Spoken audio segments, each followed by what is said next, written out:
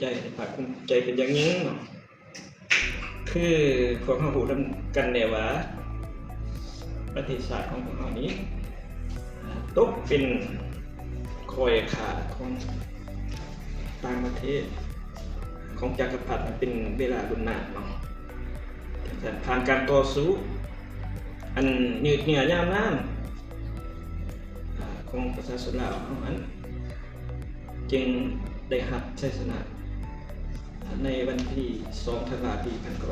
1975ชัยชนะดังกล่าวที่พวกเขาญาติมาได้นั้นมันบ่แม่นได้มาแบบง่ายดายแต่มันได้มาย้อนการต่อสู้ของนักรบปฏิบัติจังซั่นทุกสนามรบก็ล้วนแล้วแต่มีการเสียสละเลือดเนื้อเหือดไข้ของนักรบปฏิบัติได้มาซึ่งเอกลักษณ์ของประเทศชาติจึงเฮ็ดให้พวกเราในปัจจุบันมีความสุขความเจริญก็ย้อนว่าการต่อสู้ของนักรบปฏิบัติในเมื่อก่อน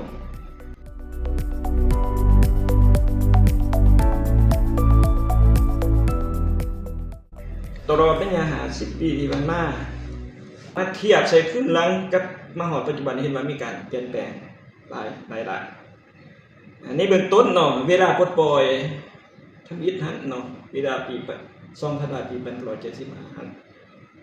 ว่าเวลานั้นเป็นครบความยุ่งยากที่สุดนะบอกว่าว่าระยะสงครามเนาะที่หาบ่ได้ปลดปล่อยใหม่จังซั่นในภาครัฐก็ได้ซุ่มใส่ปัวแป้งห้ำบาดแผลสงครามปัวแป้งห้ำบาดแผลสงครามคือว่าเวลานั้นบ่ทันมีหยัง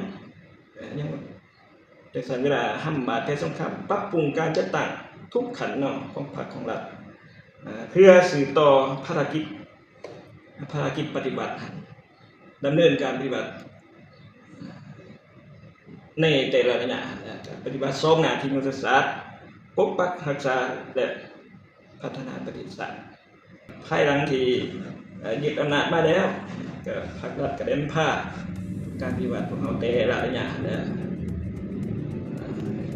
ก็เห็นว่าก็มีความก้าวหน้าขึ้นแล้วก็พวกเขาก็สามารถพึ่งตนเองกลุ่มตนเอง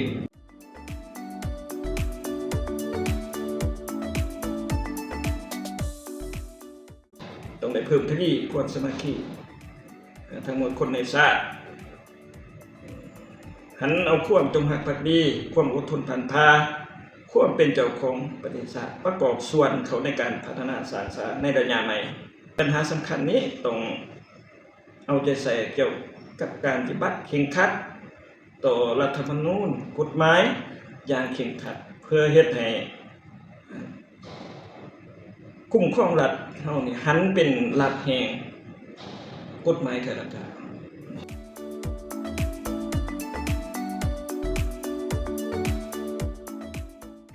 ในฐานะข้าพเจ้าอยู่สาธารณรัฐเก่านี้ก็เห็นว่าได้ปฏิบัติภารกิจบาทเป็นเสนาธิการให้องค์คณะพรรคองค์การปกครองแต่ละคณะเราร่วมเป็นภารกิจบาทเป็นโตผู้ปุกระดมขนขวยพนักงานปฏิบัติอาวุโสบำนาญให้มีความสมาธิในฐานแถวนักปกเป้าก็คือประชาชนราวนำเขานำเอาแนวทางนโยบายของพรรคกฎหมายของรัฐมติคำสั่งต่างๆของขันทึ่งลงเผยแผ่แนะนำศึกษาอบรมให้แก่นักรบเก่าให้ทุกคนรับรู้เสื่อมสึกจะนำเอาบทเรียนประสบการณ์มุ่งเสือต่างๆของกองทัพของพรรค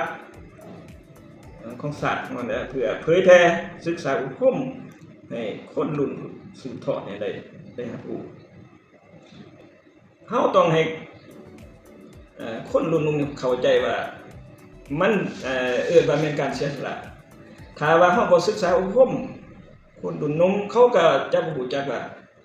เส้นสถานที่เฮาญาติมาได้เป็นยุ่งยากส่ำใดจึงได้มาถึงคือปัจจุบันนี้ข้าพเจ้ามีความเชื่อมั่นว่าภายใต้การนำพาของพรรคที่สละสองไสยิ่งใส่ที่ตั้ง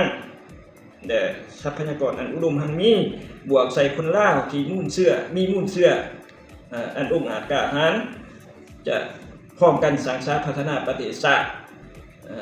ให้เจริญรุ่งเรืองในพัฒนา